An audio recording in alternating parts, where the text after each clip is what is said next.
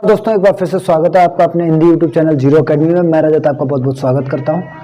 आज के वीडियो में हम बात करेंगे अगले एक्ट के बारे में कि भाई जब भी बात की जाती है भारत में आने वाला सबसे पहला एक्ट कौन सा था, तो भारत में आने वाला सबसे पहले एक्ट के बारे में हमने बात की थी। तो भारत में आने वाला सबसे पहला एक्ट था आपका रेगुलेटिंग एक्ट। तो जब भी आपसे बात की जाती है भारत में आने वाला सबसे पहला एक्ट, तो भारत में आने वाला सबसे पहला एक्ट था आपका रेगुलेटिंग एक्ट। तो रेगुलेटिंग एक्ट के बारे में हमने कल जो है आपसे बात कर ली थी। ये एक्ट भारत में कब आया था? 1773 में। इसके बारे में डिटेल में हमने चर्चा आपसे पिछले वीडियो में की है। अगर आपने हमारा पिछले वीडियो नहीं देखा तो आप पहले वो वीडियो जाकर जरूर देखिएगा, उसके बाद अगले एक्ट के बारे में जानिएगा आके। ठीक है दोस्तों, आज हम बात करेंगे अगला एक्ट जो आया था भारत में, पिट्स इंडिया एक्ट। तो जब भी बात की जाती है पिट्स इंडिया एक्ट की, तो पिट्स इंडिया एक्ट के बारे में जब हम जानते हैं तो पिट्स इंडिया एक्ट के बारे में यह जानना होता है कि भैया पिट्स इंडिया एक्ट भारत में आया कब था। तो जब भी बात की जाती है पिट्स इंडिया एक्ट की, तो ये भारत में आया था 1784 में, 1784 में। ठीक है दोस्तों, इससे पहले एक एक्ट आता है भारत में, एक्ट ऑफ सेटलमेंट, जिसकी कहानी ये रहती है कि आया और गया वाला हिसाब किताब रहता है, इसलिए हम एक्ट ऑफ सेटलमेंट के बारे में ज़्यादा नहीं पढ़ते हैं। कि जब भी रेगुलेटरी एक्ट के बात की जाती है, कौन सा दूसरा एक्ट भारत में आया जिसको पढ़ना बहुत जरूरी होता है। तो जब भी पिट्स इंडिया एक्ट की बात की जाती है तो पिट्स इंडिया एक्ट भारत में आया कब था? 1784 में। उसके बाद कि भैया वही काम कि इस टाइम पे ब्रिटिश का क्राउन कौन था। तो जब भी क्राउन की बात की जाती है तो उस टाइम पे भी क्राउन कौन था? जॉर्ज तृतीय। कि भाई जॉर्ज तृतीय के ही टाइम पीरियड था वो कौन था? जॉर्ज तृतीय। जॉर्ज तृतीय के बाद बात की जाती है भैया उस टाइम पे ब्रिटिश का प्राइम मिनिस्टर कौन था। तो जब भी प्राइम मिनिस्टर की बात की जाती है या किसकी सिफारिश से ये एक्ट भारत में आया था, इस एक्ट के लिए कहा किसने था, इस एक्ट का प्रस्ताव किसका था। तो इस एक्ट के प्रस्ताव को पढ़ने के लिए आपको जब हम बात की जाती है पिट्स इंडिया एक्ट की, तो उसी में एक व्यक्ति का नाम आता है पिट्स। तो पिट्स उस टाइम पे ब्रिटेन के क्या थे? प्राइम मिनिस्टर थे। इनका पूरा नाम था विलियम पिट्स यंगर।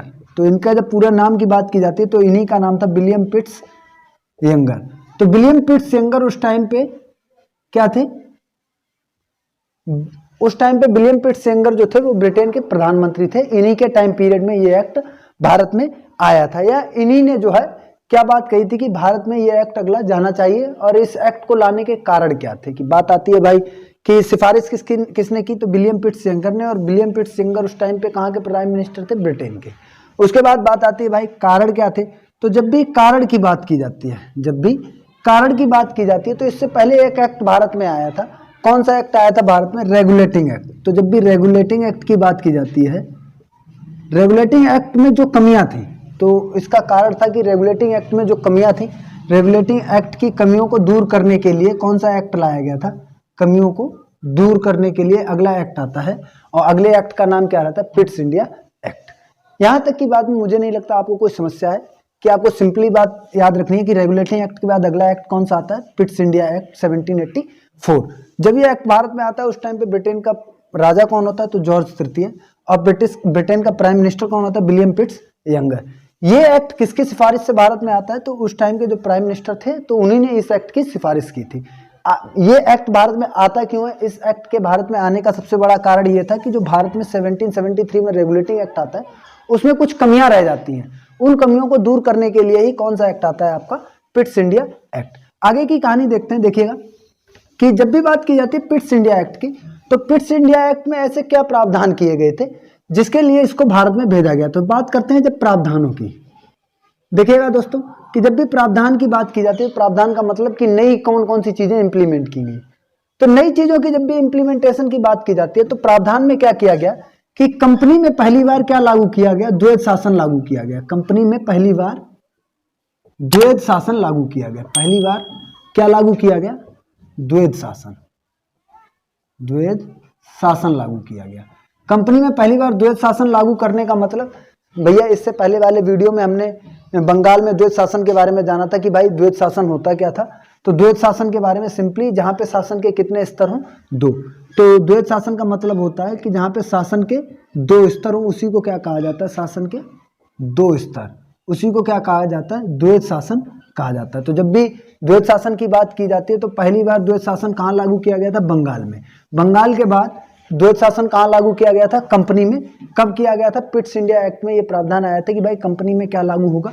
द्वैध शासन। द्वैध शासन कैसे लागू हुआ था? देखिएगा कि कंपनी में दो समितियां बनाई गई। कंपनी में क्या किया गया ईस्ट इंडिया कंपनी में 2 समितियां बनाई गई। देखिएगा इस चार्ट को आप जो है बना लेना कि पहली बार कंपनी में क्या किया गया, 2 कमेटी बनाई गई, 2 कमेटी बनाई। कमेटी कौन कौन सी बनाई, देखिएगा एक कमेटी कौन सी बनाई, एक कमेटी बनाई बोर्ड ऑफ कंट्रोलर्स की, बोर्ड ऑफ कंट्रोलर की एक कमेटी बनाई जिसमें क्या रखे गए, बोर्ड ऑफ कंट्रोलर। ठीक है भाई, दूसरी कमेटी बनाएगी जिसमें किसे रखा गया, बोर्ड ऑफ डायरेक्टर्स। ठीक है, कमेटियां बनाएंगे बीओसी और बीओडी, बोर्ड ऑफ कंट्रोलर और बोर्ड ऑफ डायरेक्टर्स। अब बात आती है इन कमेटियों का काम क्या था। कंट्रोलर का काम क्या था कि जब बोर्ड ऑफ कंट्रोलर की बात की जाती तो भारत में जहां कहीं पे भी शासन चलाना होता था वो किसकी जिम्मेदारी होती थी, बोर्ड ऑफ कंट्रोलर्स की। इनमें जिन सदस्यों की नियुक्ति होती थी, सदस्यों की नियुक्ति होती थी, इस कमेटी में जिन सदस्यों की नियुक्ति होती थी वो किसके द्वारा की जाती थी, क्राउन के द्वारा। नियुक्त किसके द्वारा किया जाता था, क्राउन के द्वारा। ठीक है दोस्तों, तो जब भी आपसे बोर्ड ऑफ कंट्रोलर की बात की जाए तो बोर्ड ऑफ कंट्रोलर के सदस्यों की नियुक्ति कौन करेगा, क्राउन।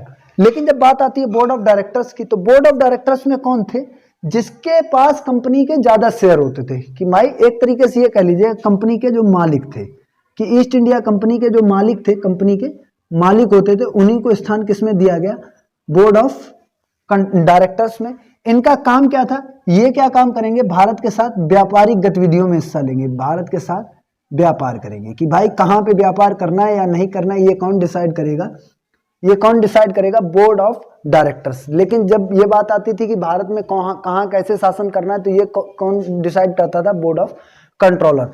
इसी प्रकार की संस्था को, इसी प्रकार के शासन को क्या कहा गया, द्वैत शासन कहा गया। कि भैया 2 प्रकार की बॉडियां बना दी गई और जिसके लिए पहली बार प्रावधान कब आया था, पिट्स इंडिया एक्ट में। तो कंपनी में पहली बार द्वैत शासन कब लागू हुआ, 1784 के एक्ट में, जिसमें क्या किया गया, 2 कमेटियां बनाएंगी, एक को बोर्ड ऑफ कंट्रोलर कहा गया, दूसरे को board of director. Board of controller में सदस्यों की नियुक्ति किसके द्वारा कराई जाती थी, क्राउन के द्वारा। और जब बोर्ड ऑफ डायरेक्टर्स की बात की जाती थी तो बोर्ड ऑफ डायरेक्टर्स में कौन होते थे, जिसके पास कंपनी के सबसे ज्यादा शेयर होते थे। और वो काम क्या करती थी कि बोर्ड ऑफ डायरेक्टर्स जो होते थे वो भारत के साथ व्यापारिक गतिविधियों का हिस्सा रहते थे और भारत में प्रशासनिक गतिविधियों का हिस्सा कौन रहते थे, बोर्ड ऑफ कंट्रोलर्स। उसके बाद देखिएगा दूसरा प्रावधान क्या आता है कि भाई पहले प्रावधान के बाद अब दूसरा प्रावधान, दूसरा काम क्या किया जाता है। जब भी दूसरे काम की बात की जाती है कि भाई दूसरा काम क्या किया गया इस एक्ट के तहत, तो दूसरा काम यह किया गया कि भाई जो गवर्नर की कार्यकारी परिषद बनाई गई थी, गवर्नर की जो कार्यकारी परिषद बनाई गई थी, कौन से एक्ट के तहत, रेगुलेटिंग एक्ट के तहत। गवर्नर की कार्यकारी परिषद में पहले कितने सदस्य थे, 4 सदस्य। अब इसकी संख्या में क्या की गई, कमी की गई और कमी करने के बाद सदस्यों की संख्या कितनी कर दी गई, 3। ऐसा क्यों किया गया, इसका भी एक लॉजिक था कि भैया 4 लोग जो जहां पे निर्णय लेने के लिए बैठेंगे, तो अगर सपोज करिएगा 2 लोग किसी भी निर्णय के फेवर में हैं और 2 लोग निर्णय के फेवर में नहीं है, तो फिर ये डिसाइड नहीं हो पाता था कि भाई कौन सा निर्णय लागू करना है। तो इसके लिए क्या किया गया, सदस्यों की संख्या को 4 से घटा के 3 किया गया ताकि डिसीजन लेने में थोड़ी आसानी हो जाए। उसके बाद देखिएगा कि कंपनी ने अपना मुख्यालय, भारत में अपना कंपनी ने मुख्यालय कहाँ बनाया, तो तीसरा काम क्या किया कि कंपनी ने भारत में अपना मुख्यालय बनाया। तो भारत में भी अपना मुख्यालय कहाँ बनाया, भारत में कलकत्ता में अपना कंपनी ने क्या बनाया, मुख्यालय बनाया। तो तीसरा काम कि कलकत्ता को जो है भारत की राजधानी घोषित किया गया, कलकत्ता को पहली बार भारत की राजधानी बनाया गया और भारत की राजधानी बनाने के बाद यहीं पे जो है ईस्ट इंडिया कंपनी ने अपना मुख्यालय खोला। चौथा काम क्या किया गया कि जब भी बात की जाती है पिट्स इंडिया एक्ट के तहत, तो पहली बार भारत को जो है ब्रिटिश शासन के आधिपत्य घोषित किया गया। कि इसी एक्ट के थ्रू भैया ये कहा गया कि भारत जो है अब किसके आधिपत्य आ गया, भारत को पहली बार ब्रिटिश शासन के आधिपत्य घोषित किया, पहली बार ब्रिटिश शासन के आधिपत्य घोषित किया गया कि अब यहाँ पे जो है किसकी हुकूमत है, ब्रिटिश हुकूमत प्रारंभ हो गई है। ये काम कौन से एक्ट के थ्रू किए गए, ये चारों काम जो है आपके पिट्स इंडिया एक्ट के थ्रू किए गए। ये इंपॉर्टेंट पॉइंट्स थे पिट्स इंडिया एक्ट से रिलेटेड। उसके बाद एक और अगला एक्ट आता है, कौन सा, इसके बाद अगला एक्ट आता है कि इसके बाद जब हम बात करते हैं तो बात करते हैं 1786 का विशेष अधिनियम। इस एक्ट की मैंने जितनी भी चीजें थी आपको बता दी। उस टाइम पे राजा कौन था, प्रधानमंत्री कौन था, किसकी सिफारिश से ये एक्ट भारत में आया और क्या क्या काम हुए। उसके बाद देखिएगा कि 1784 के बाद अगला एक्ट भारत में आता है कौन सा? 1786 का विशेष अधिनियम। देखिएगा भाई कि जब भी बात की जाती है कि पिट्स इंडिया एक्ट के बाद अगला एक्ट भारत में कौन सा आता है, तो अगला एक्ट आता है 1786 का विशेष अधिनियम। विशेष अधिनियम कब आता है? 1786 में। विशेष अधिनियम क्यों कहा जाता है इसको? क्योंकि इससे पहले जब हमने संविधान के बारे में पढ़ा था कि जब भी हमने ये बात की जाती है कि विश्व का सबसे प्राचीनतम संविधान कौन सा है, तो विश्व का सबसे प्राचीनतम संविधान की जब भी बात की जाती है तो वो कौन सा संविधान है? अमेरिका का संविधान। और अमेरिका का संविधान बनना कब प्रारंभ हुआ था? 1785 में। 1785 से पहले अमेरिका में किसका शासन था? ब्रिटिशर्स का शासन था। तो ब्रिटिशर्स के शासन में वहां पे एक व्यक्ति था लॉर्ड कॉर्नवालिस, जो कहाँ पे नियुक्त था? अमेरिका में। तो लॉर्ड कॉर्नवालिस ने वहां पे कुछ अच्छे काम किए होते हैं जिनको जो है सराहाया जाता है British east India company, Britishers के द्वारा। तो जब 1785 में अमेरिका में संविधान बनना प्रारंभ होता है तो उससे पहले युद्ध हार के जो है कॉर्नवालिस कहाँ आ जाते हैं? ब्रिटिश वापस लौट आते हैं। तो ब्रिटिश सरकार जो है कॉर्नवालिस से ये कहती है कि अब आपको यहाँ से जाना है भारत में। तो कॉर्नवालिस कहते हैं चलिए ठीक है, कि आप मुझे भारत में भेजना चाहते हैं तो मैं भारत में जाऊंगा, लेकिन एक कंडीशन रहेगी। ब्रिटिश पार्लियामेंट कहती है कि आप अपनी शर्तें बताइएगा। तो जब कॉर्नवालिस को भारत में भेजा जाता है तो भारत में आने के लिए कॉर्नवालिस के लिए क्या किया जाता है? एक एक्ट भारत में भेजा जाता है और उस एक्ट का नाम होता है 1786 का विशेष अधिनियम। देखिएगा दोस्तों कि जब भी 1786 के विशेष अधिनियम की बातें करते हैं तो उस अधिनियम के तहत भारत में गवर्नर के रूप में किसको भेजा जाता है? गवर्नर के रूप में किसको भेजा जाएगा भारत में? लॉर्ड कॉर्नवालिस को। लॉर्ड कॉर्नवालिस के बारे में बता दें तो भारत में कॉर्नवालिस कोड की स्थापना, और दूसरी कि भारत में स्थायी बंदोबस्त का जनक किसको कहा जाता है? लॉर्ड कॉर्नवालिस को। तो इस एक्ट के थ्रू भारत में गवर्नर जनरल बनकर कौन आएगा? Lord Cornwallis. अब जब लॉर्ड कॉर्नवालिस भारत में आते हैं तो इनकी कुछ शर्तें होती हैं। देखिएगा शर्तें क्या होती हैं कि सबसे पहले इनकी कंडीशन होती है कि भाई मैं भारत में तो जाऊंगा, लेकिन कंडीशन ये रहेगी कि मेरे पास ये शक्ति होगी कि मैं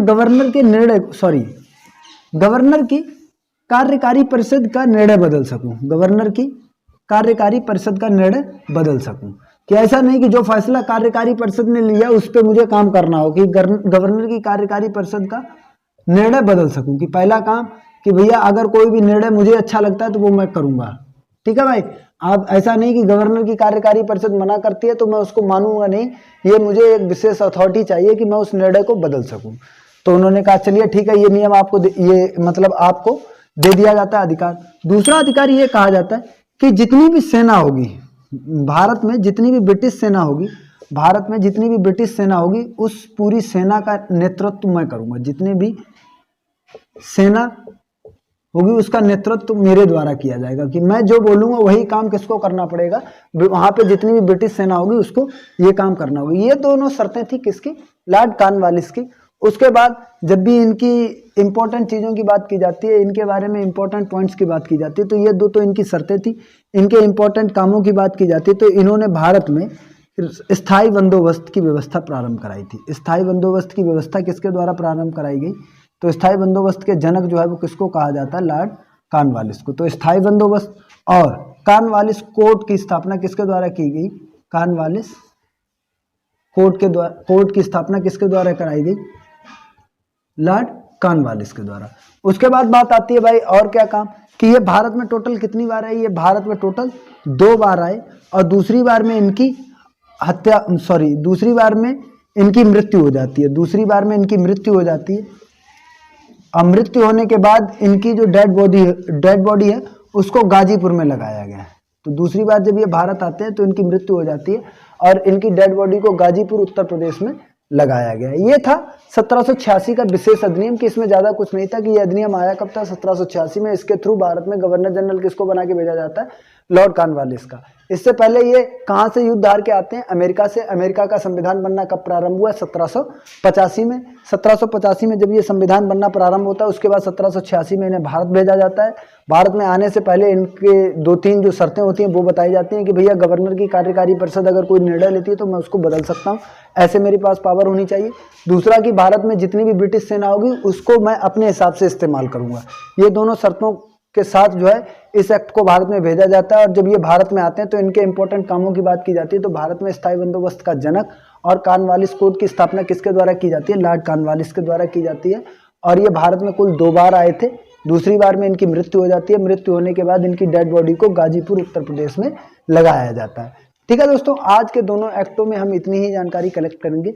कल इससे अगले एक्ट के बारे में जानेंगे। इससे अगला एक्ट जब भारत में आता है वो होता है 1793 का प्रथम चार्टर अधिनियम। तो अगर आपने हमारे पिछले वीडियो को नहीं देखा तो आप पिछले वीडियो को जरूर देखिएगा। मिलते हैं आपसे अगले वीडियो में, तब तक के लिए जय हिंद जय भारत।